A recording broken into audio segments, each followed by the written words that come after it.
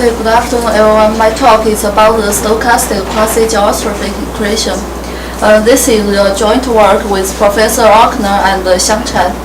And this is a part of my work for the PhD thesis of me and Xiangchan. And also, this topic is also based on this paper. All these references can be found on the website of Bielefeld University. So here is the outline of my talk. In the first part, I will introduce the stochastic quasi-geostrophic equation. In the second part, I will talk about the existence of the martingale solutions and the Markov selections for alpha belongs to 0 to 1. The third part is about the existence and uniqueness of the probabilistically strong solution in the subcritical case. The last two parts is about the long-time behavior of the solutions. One is about the algorithmicity and the other is about the random attractors. Now let's go to the first part. Consider the two-dimensional stochastic quasi-geostrophic equation on the torus here. The dispersion term given by the minus Laplace into the power alpha here. Here U given by this formula. From here we can see U is the Ritz transform of the theta. So it's a long-local operator here. And by this formula we can see the divergence of U equals 0. So here this non-linear term has a similar property as the Navier-Stokes equation. And we can see here for the dispersion term, if alpha becomes smaller, then the dispersion term will become weaker and it's not strong enough to control this nonlinear term. So for alpha equal to 1/2, this equation is called the critical case. And for alpha bigger than 1/2, it's called subcritical case. And alpha less than 1/2, it's called supercritical case. This equation is an important model in geophysical fluid dynamics. It models the temperature of the atmosphere on the rotative sphere. And for alpha equal to 1/2, it exhibits the similar singularity and the 3D Navier-Stokes equation. So it can serve as a model for the 3D Navier-Stokes equation. In the deterministic case, this equation has been studied intensively because of its mathematical importance and its background in the geophysical fluid dynamics. There are many papers consider these equations. First, this equation has been considered in this PhD thesis in Chicago. In this PhD thesis, they obtained the global existence of weak solutions for this equation. And later, there are many papers consider these equations. One of the most remarkable results obtained by Cavarella and Watson in these papers gives the existence of a classical solution for alpha equal to 1/2. And also this paper gives another important result. And for alpha equal to 1/2, with smooth initial value, the solution is always smooth. And we will consider stochastic quasi-geostrophic equation here for general alpha and both additive and multiplicative noise. I have a question. Today, other people today also consider torus? Yes, in deterministic case, they consider in T2 or R2. Deterministic means G capital is 0. Yes. And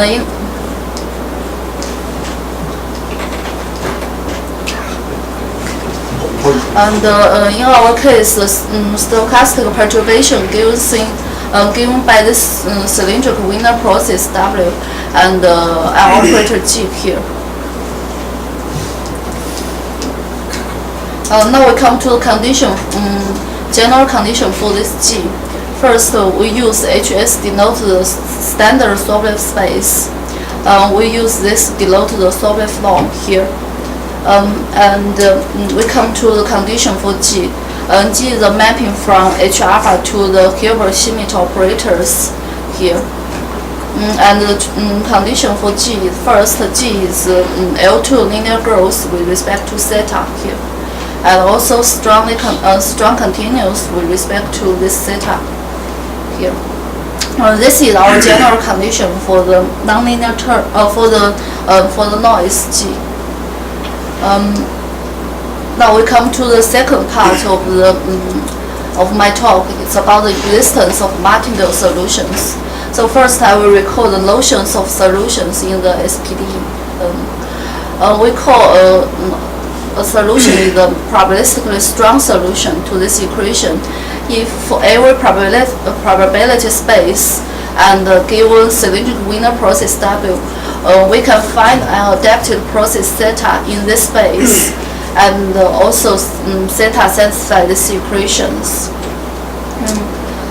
From here, in fact, from this equation, we can say this theta is a weak solution in the analytic sense, but in the probabilistic, we call it a strong solution, since we can, for every probability space, we can find an adaptive space process such that this equation satisfied.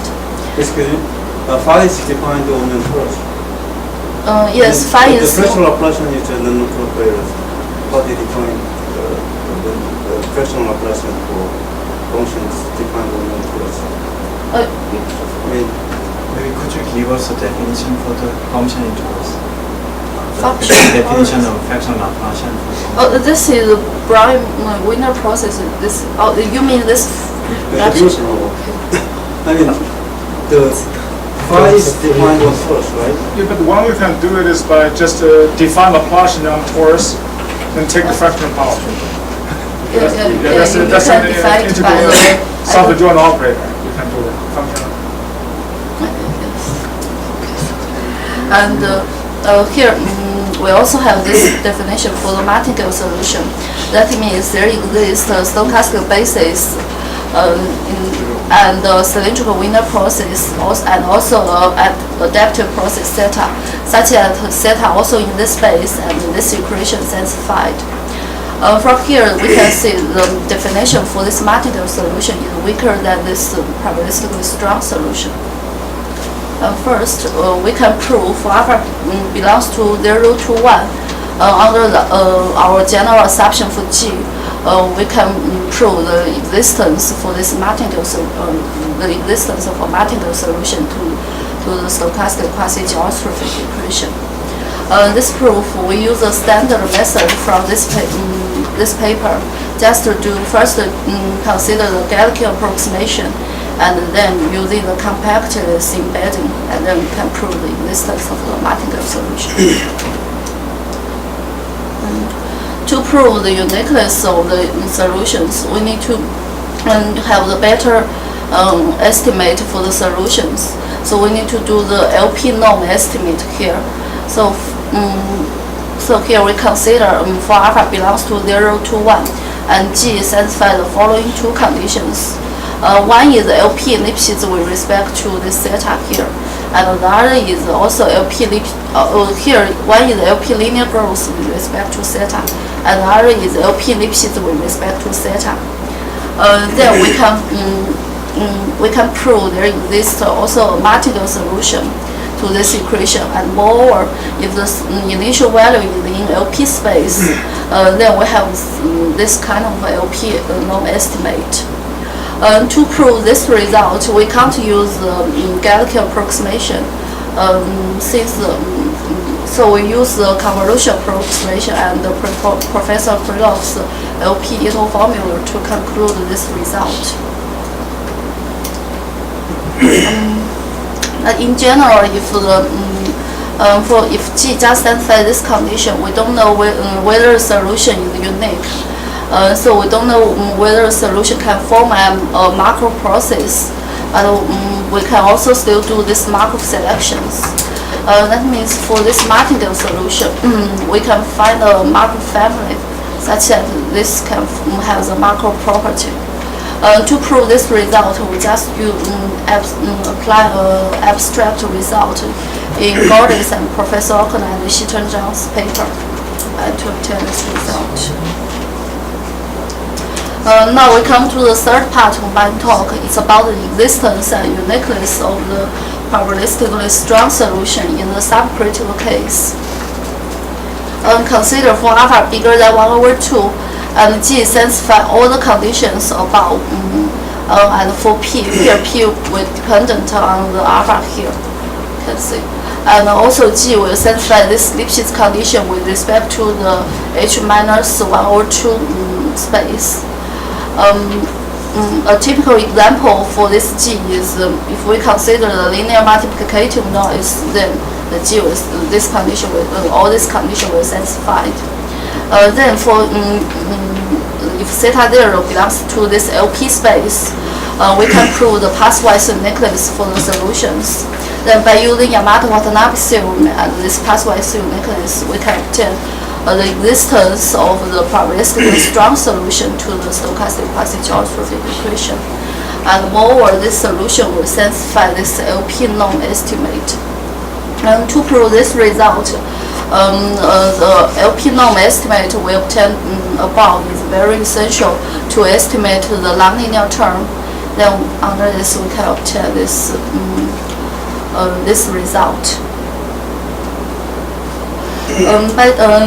Then if we have this probabilistic pathwise unique probabilistically strong solution by Yamada-Watanabe theory, we can prove this theta form a macro process.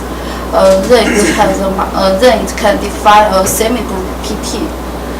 We want to study the long-time behavior of the semigroup PT. Just study the algorithmicity for it. To study long-time behavior of the semigroup PT, we want to prove the existence and uniqueness of the invariant layer. To prove the uniqueness of the invariant layer, we want to prove the semigroup PT have some smooth property and some kind of irreducibility. Here first we use the standard method to prove the strong failure property. That means the semigroup PT can map the bounded function to the continuous function. So here first we assume the noise is non-degenerate and can be written in this form. Then if written in this form, then we can say all the assumptions above can be satisfied. So question: what is kappa? There is a coefficient dzt equals kappa. Oh, kappa is is a constant. It's Positive, negative. it's positive.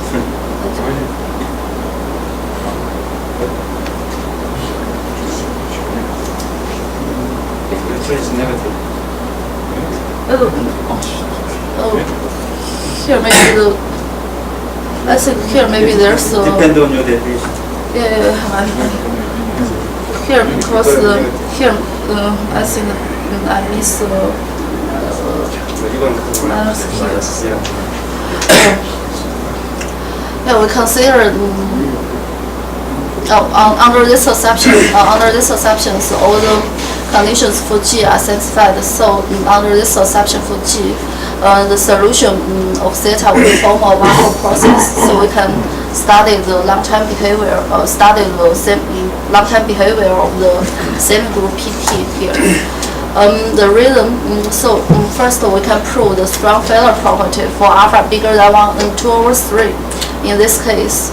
The reason for alpha bigger than 2/3 that follows, because the associated OU process can be written in this way. Under the condition for G, the best regularity for the OU process is in this space. But to prove the strong failure property, we use the B-Smith-LCD formula. So it's required Z in this space.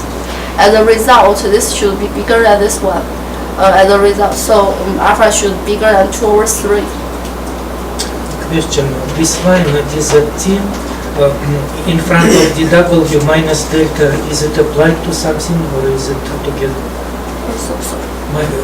Operator minus delta. To You what mean function? here? Yeah. Yeah, it's applied to each. So, to increments of Wiener plus. Yeah. Потому что не имеет. So it comes together with inner process. Doesn't apply to any other. Yeah, yeah. Потому что не имеет. Here this is different from the Navier-Stokes equation. For the 3D Navier-Stokes equation, they also use the same method to conclude the strong failure property. But for their case, alpha equal to 1. So they can, by this, we can see they can obtain the strong failure property. But in our case, the alpha is small, so the dissipation term is not strong enough. Even if we are in two-dimensional case, we can't, by this method, we can't obtain the strong failure property for alpha bigger than or less than 2/3. Or for alpha bigger than 2/3, if we use PT denotes the distribution of the solutions at time t, then we can prove it has full support on the HS.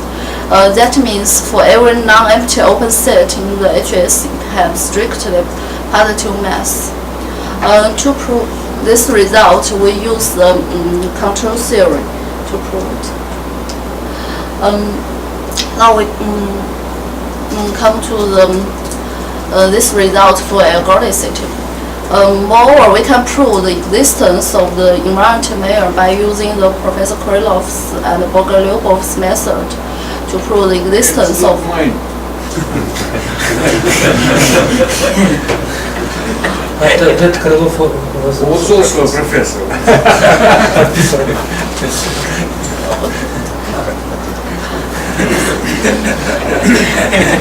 Okay, and prove the existence of the invariant layer. And moreover, by the PT is strong failure and irreducible, we can prove the uniqueness of we can obtain the uniqueness of the invariant layer. So we obtain the invariant layer in the algorithmic. That means the time average of the semi group will convergence to this invariant layer nu. Moreover, we also have since PT is strong failure and irreducible, we can conclude it's strongly mixing. That means this PT will convergence to this nu under the total variational law. We also have this kind of estimate. This estimate is a concentration estimate, and this kind of estimate is very essential to prove the existence of this invariant layer. Moreover, we have this exponential convergence result. That means this PT will convergence to this exponentially fast. The first three results can be proved.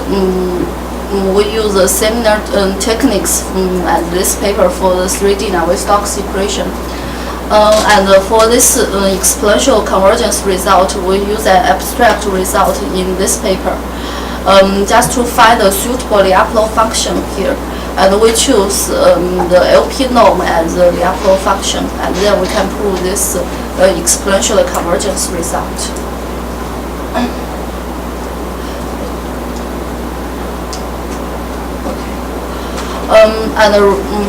But people are also concerned about this algorithmic result, whether it still holds when the noise will become smaller. And recently, with another method, we can prove this algorithm for alpha bigger than 1/2 and possibly degenerate noise here.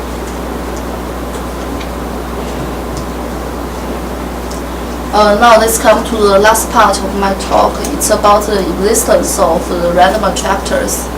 This random attractor is another method to study the long-time behavior of the solutions to SPDE.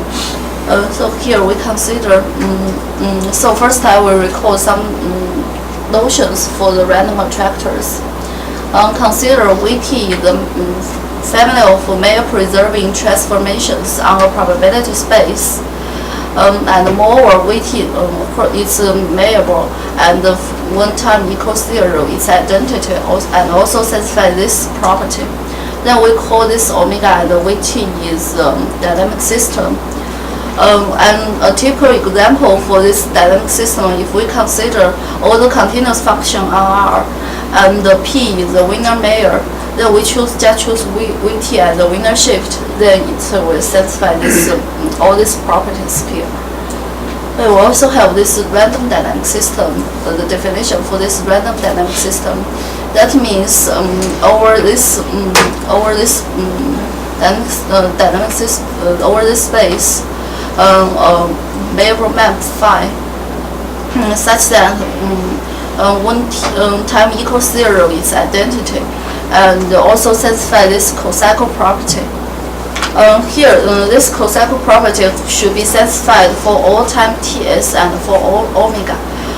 So if we consider a solution to a SPD and define phi, choose x as the initial value for this solution, and define phi as the solution to this SPD. Then, even if we prove the pathwise uniqueness result, we can't conclude this result. This property will hold for all omega. So in general, we need to clarify this result by consider the SPD omega wise. And moreover, we have if phi is a continuous random dynamic system, if it's continuous with respect to this initial value, then we call it a continuous random dynamic system. Now we come to some stochastic generalization for the absorption set and the attraction set here. Consider A if it's absorb B. If there exists an absorption time Tb such that this conclusion satisfied. This means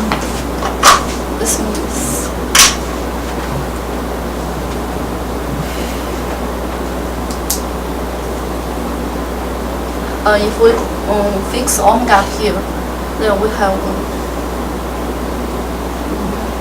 have some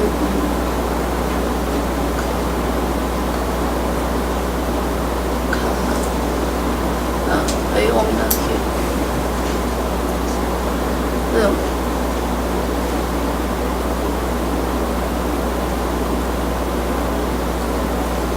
this is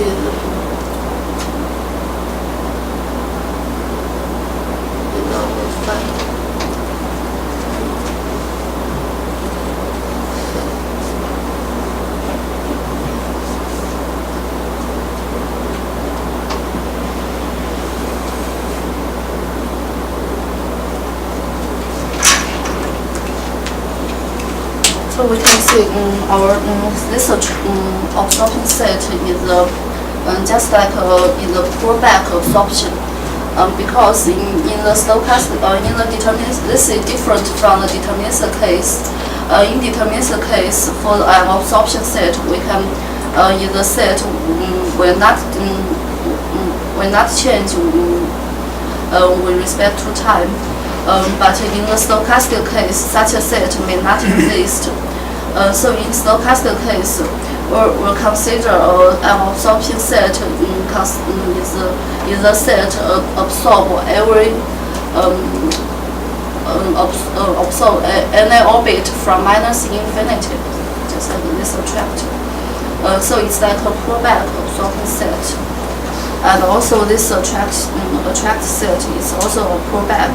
That means when time goes to infinity, it will attract all the set here. And we also have this random attractors, the definition for this random attractor. That means first it's compact random set, and also satisfies firstly its environment, and also it's attract all deterministic bounded set. Then this paper gives a criteria for the existence of random attractors. That means if we can, for a random dynamic system, if we can find a compact random set absorbing every deterministic bounded set, then we can find a random attractor here. Then we use this result, consider our equation, consider this stochastic quasi-geostrophic equation, and for adequate noise, and 1 alpha bigger than 1 over 2, first we can prove the stochastic flow associated with this stochastic quasi-geostrophic equation has a compact random attractors. We also have a similar result for the finite dimensional linear multiplicative noise here. And also this magic variation principle result for small multiplicative noise also obtained by Wei Liu and Professor O'Connor and Xiang Chen. Here is the reference.